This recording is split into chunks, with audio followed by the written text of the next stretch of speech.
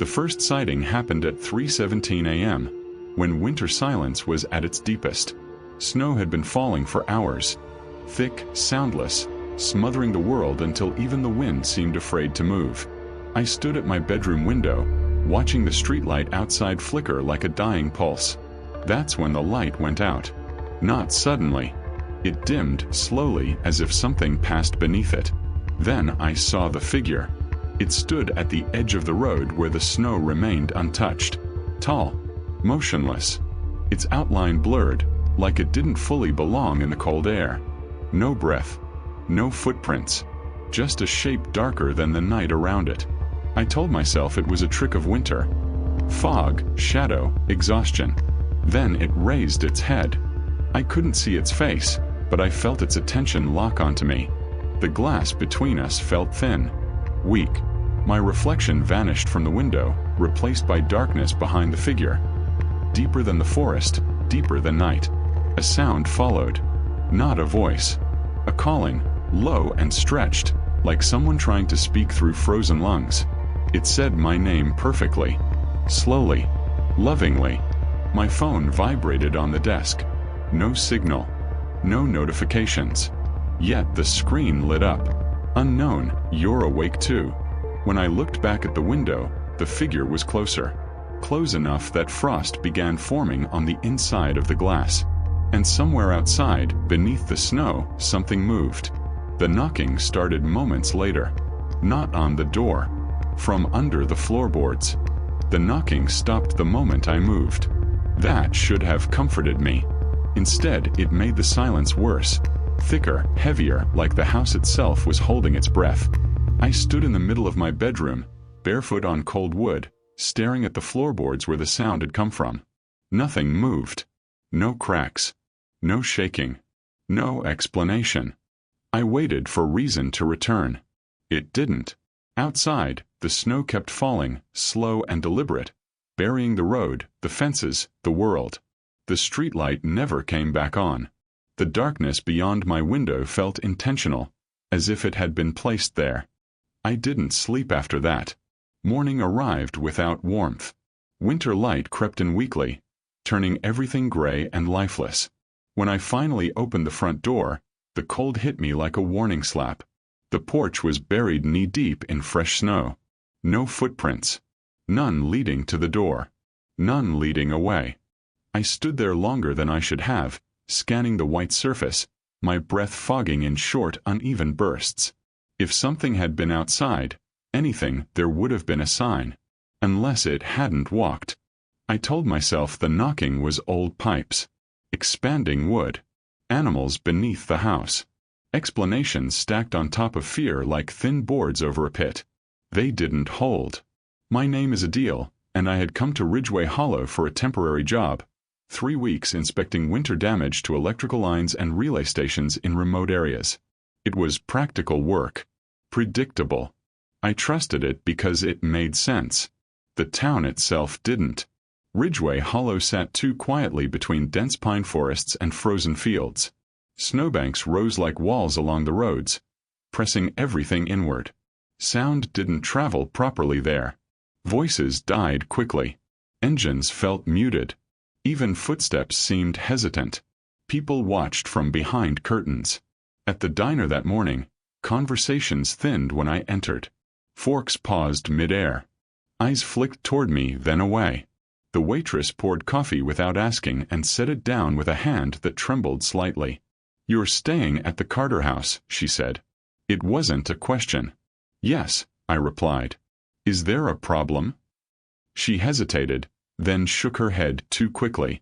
"Just don't go out late." A man in the corner laughed once. Short, humorless. "She already did," he muttered. I turned, but he wouldn't meet my eyes. That afternoon, I checked the power station near the forest line. Snow clung to the trees in heavy layers, bending branches into unnatural shapes. The deeper I went, the quieter it became, until even my own breathing felt intrusive. That's when I noticed the marks. Long grooves in the snow, running parallel to the tree-line. Too smooth to be dragged branches. Too wide for animals. They disappeared beneath the trees, where the snow thinned and the ground turned dark. I didn't follow them. By the second night, the house felt different. Colder. Not just in temperature but presence. The air felt occupied. Corners seemed deeper than they should be. Shadows lingered even when the lights were on. I kept catching movement just outside my peripheral vision. Small shifts, like something adjusting its position when I wasn't looking directly at it. At exactly 3:17 a.m., I woke up. No dream. No noise. Just certainty. The hallway light was on. I hadn't left it on. As I stepped into the hall, the floor creaked once beneath my foot, then went silent as if the house had learned not to betray itself. The light flickered softly, revealing the door to the basement. Open. I stood at the top of the stairs, staring down into darkness that felt too deep for the space it occupied. Cold air rose from below, carrying a smell I couldn't place. Old soil, wet stone, something long sealed away. I whispered, "Hello." The words sounded wrong. Thin. Fragile. From the basement came a reply. Not spoken. Breathed. A slow exhale, drawn out, deliberate. Followed by a faint scraping sound, like fingers brushing concrete. I backed away, heart pounding so hard it made my vision pulse. The basement door creaked wider on its own, inch by inch, as if reacting to my fear. Then it stopped. Silence again. The hallway light went out. I stood in complete darkness, unable to tell where the walls ended or the stairs began. My phone refused to turn on. No glow. No comfort. And then, very close to my left ear, a voice whispered, soft, almost gentle. "You can see us now." The light snapped back on. The basement door was closed. Locked. I spent the rest of the night sitting against the wall, fully dressed, eyes fixed on that door. When dawn finally arrived, it brought no relief, only exhaustion and the growing certainty that something had noticed me. At the power office later that morning, an old caretaker watched me struggle with shaking hands. "You heard them," he said quietly. I looked up. "Heard who?" He leaned closer, voice barely audible. "The winter ones." My mouth felt dry. "What are you talking about?" His eyes were pale, almost colorless. "They don't appear to everyone," he said. "Only to those who stop listening to the cold." I laughed weakly. "That doesn't make any sense." He didn't smile. "They started showing themselves last night," he continued. "That means it's already begun." I swallowed. "What has?" He turned away, already walking. "The season of sightings," he said. "And it always ends the same way." That night, as snow began to fall again, I realized something terrifying. I wasn't imagining things. And whatever was watching me had been waiting a very long time for winter to return. After the caretaker's words, sleep became impossible in a new way. Before, fear had been sharp. Sudden awakenings, racing heart, confusion. Now it was constant, a low pressure behind my eyes, like the air before a storm that never breaks. Every sound carried meaning. Every silence felt deliberate. The town changed once the sightings began. People didn't talk about it openly. They never had. But something in their behavior shifted, subtle and synchronized, as if they all followed rules I hadn't learned yet. Shops closed earlier. Curtains were drawn before sunset. Children stopped playing outside altogether. And at night, lights vanished one by one. I started noticing them during my inspections. Houses dark even when generators were running. Buildings abandoned mid-use. Doors unlocked, meals left untouched, radios still humming softly to no one. The snow preserved everything. Footprints that went nowhere. Paths that ended abruptly. Marks that circled homes without ever approaching the doors. The caretaker's name was Harold. He had lived in Ridgeway Hollow longer than anyone could remember. People deferred to him without realizing it, waiting for his nod before answering questions, lowering their voices when he passed. On the third evening after the first sighting, I found him alone in the power station office, staring at an old corkboard layered with yellowed papers and photographs. "You said the winter ones started showing themselves," I said. "Why?" He didn't look at me. "Because you saw them." That doesn't explain anything. He finally turned, eyes tired rather than afraid. It does to us. He pulled a photograph from the board and handed it to me. Black and white. Taken decades ago. A group of townspeople stood in front of the forest. Snow piled high behind them. Their expressions were grim, hollow. And behind them, barely visible between the trees, figures. Tall, blurred, watching. My stomach tightened. What are they? Harold hesitated. Not ghosts. Not demons. Not the dead. Then what? They're what winter leaves behind.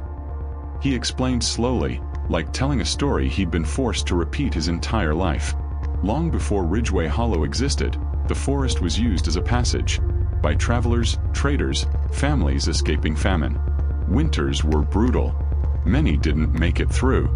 Some froze where they fell. Some were buried hastily. Some were never found. But death wasn't the end, Harold said. Not here. The cold preserved more than bodies. It preserved longing. People who died alone. People who called for help that never came. People who stared at the snow and wished, desperately, to be seen. When enough winters passed, he continued, something formed. Not spirits. Echoes. Echoes that learned how to watch. I wanted to dismiss it. Legends grow in isolated towns. Fear fills the gaps. But then Harold showed me the records. Missing persons. Unsolved disappearances. Every one of them occurred during heavy winters. Every one followed the same pattern. Sightings. Calls. Knocking. Then silence. They don't take everyone, I said. No, Harold agreed. Only those who respond. That night, the voices came again.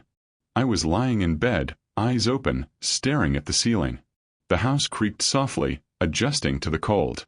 Wind hissed against the windows like breath through teeth. Then, my name. Soft. Careful. Right outside the wall. Adeel. I didn't move. The voice repeated itself, closer now, as if leaning in. You hear us. I squeezed my eyes shut. Told myself it wasn't real. That fear was inventing patterns. Something knocked. Once. Twice. From the inside of the wall. I sat up despite myself. Stop. Silence followed. Heavy. Waiting. Then the voice changed. It sounded like my mother. Same cadence. Same warmth. Same hesitation before my name.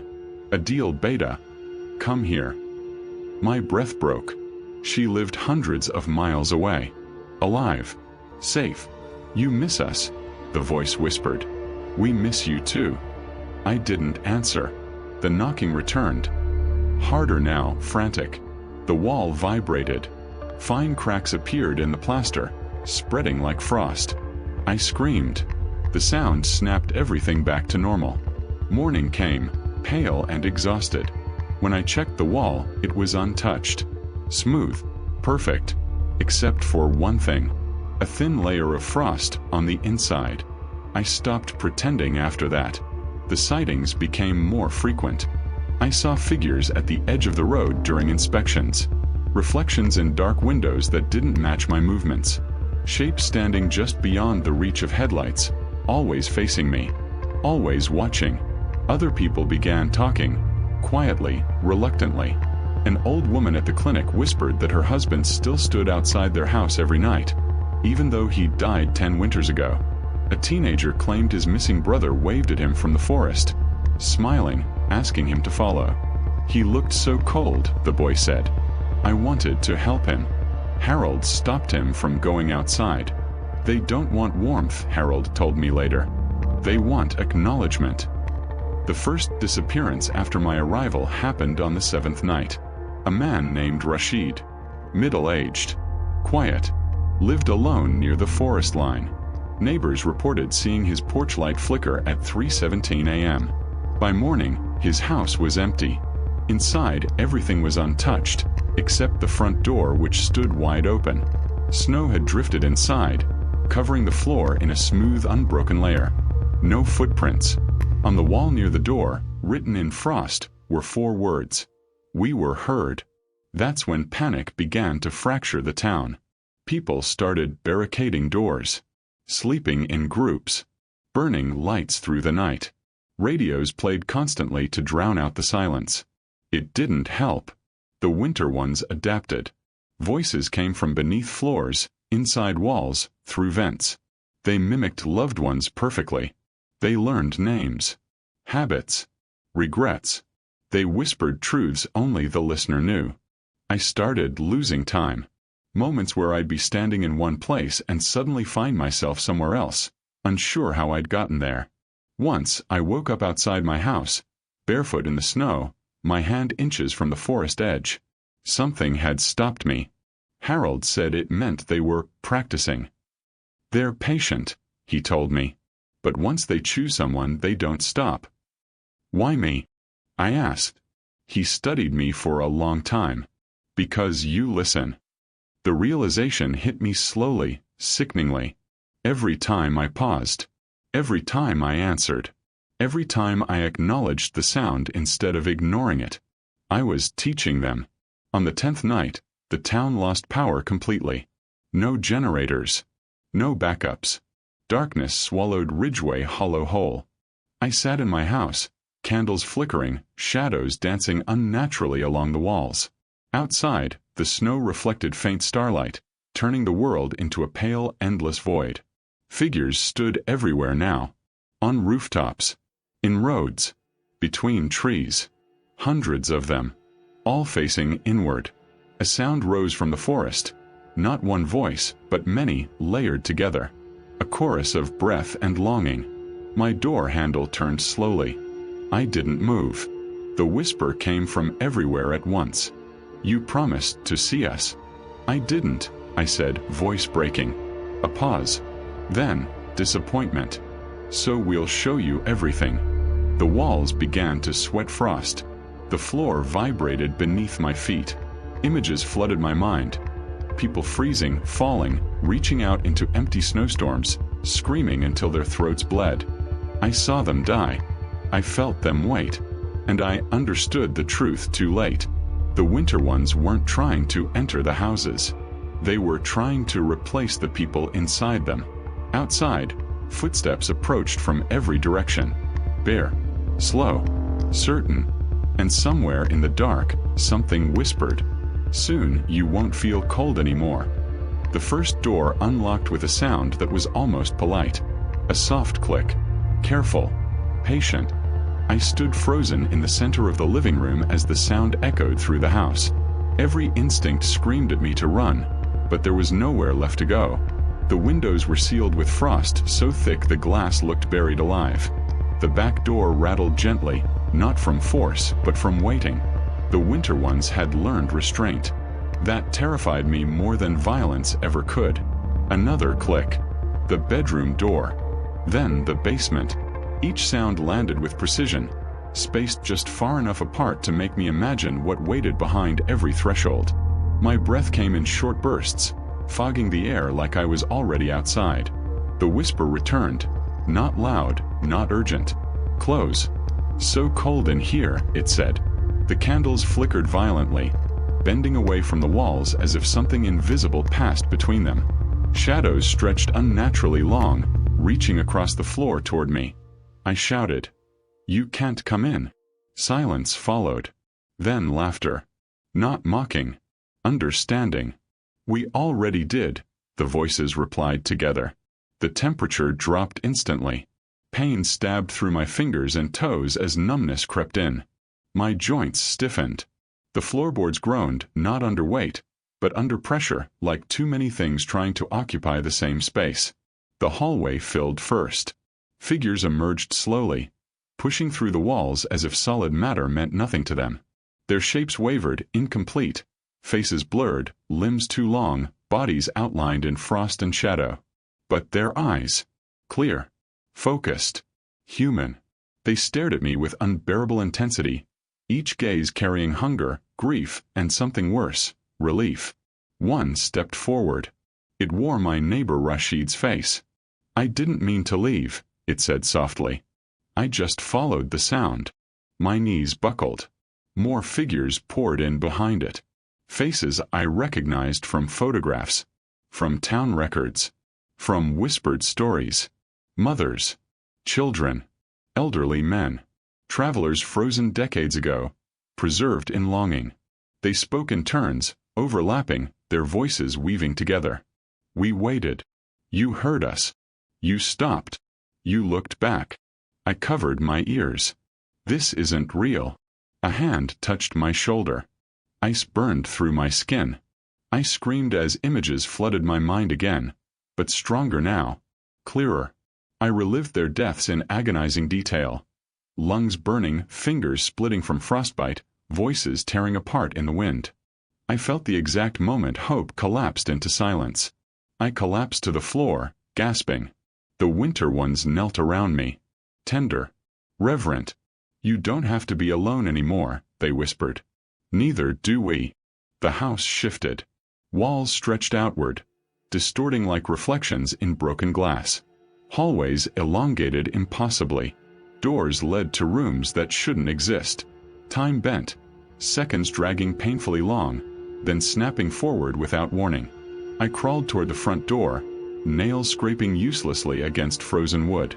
A figure blocked my path. Harold, or something wearing him. His eyes were pale and hollow, his breath fogging heavily.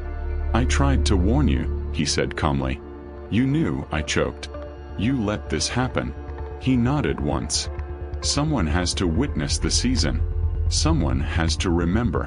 What happens to me? His expression softened with something like pity. You become part of winter. The front door swung open on its own. Outside, the town was gone. No houses. No roads. Only endless snowfields under a starless sky. Hundreds, no thousands, of figures stood waiting, arranged in perfect stillness. All of them turned toward me as one. The sound they made wasn't a scream. It was a sigh. Collective. Content. The winter ones surged forward. I was lifted off the ground, carried effortlessly through the doorway. Cold wrapped around me like water, seeping into my lungs, my thoughts, my memories. I felt myself fading. Faces blurred. Time fractured. And then, warmth. Sudden. Impossible. I gasped and found myself lying on the clinic floor. Bright lights overhead. People shouted. Hands pressed against my chest. A defibrillator discharged with a violent jolt. I screamed back into my body. They said I'd been found unconscious in the snow near the forest line. Barefoot, pulse barely detectable. Hypothermia. Severe exposure. Cardiac arrest.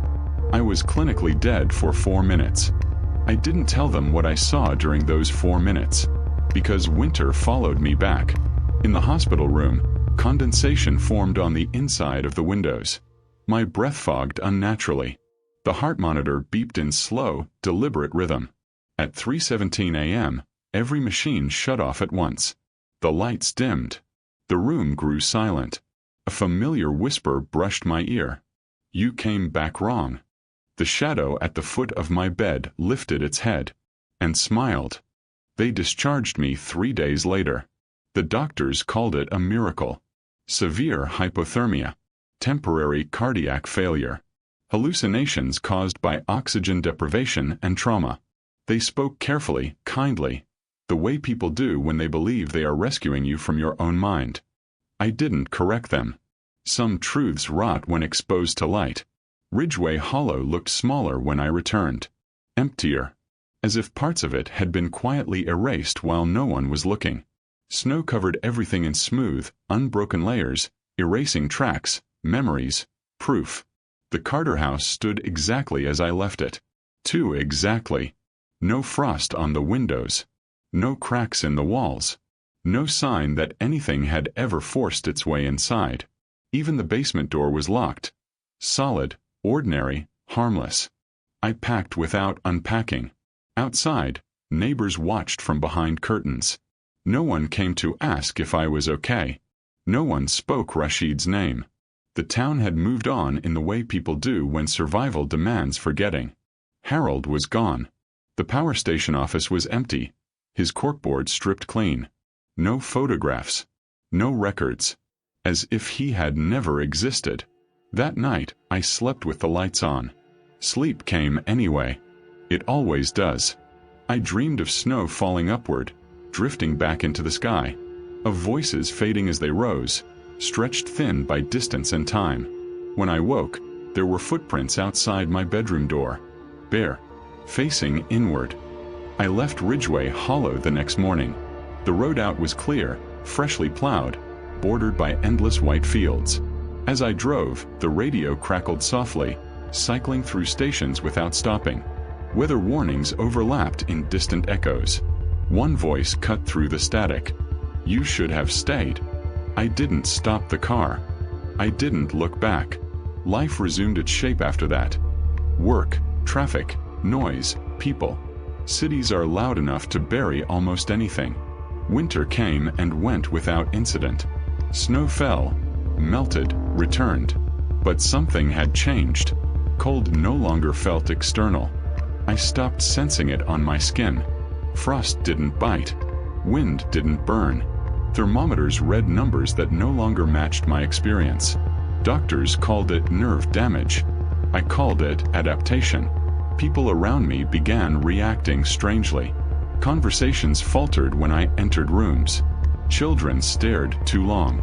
Animals avoided me completely. Mirrors became unreliable.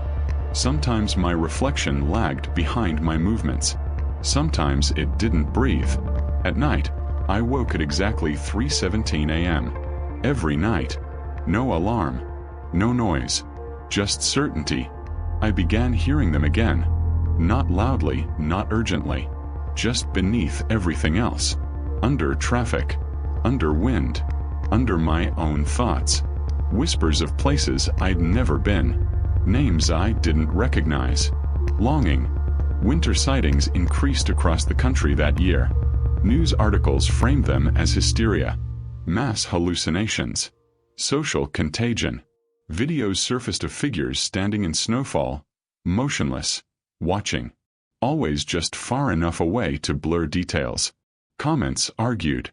Experts dismissed. Footage disappeared. Patterns formed.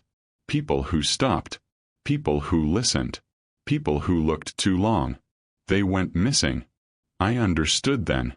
The winter ones weren't bound to Ridgeway Hollow. They were bound to witnesses. I started writing everything down. Dates.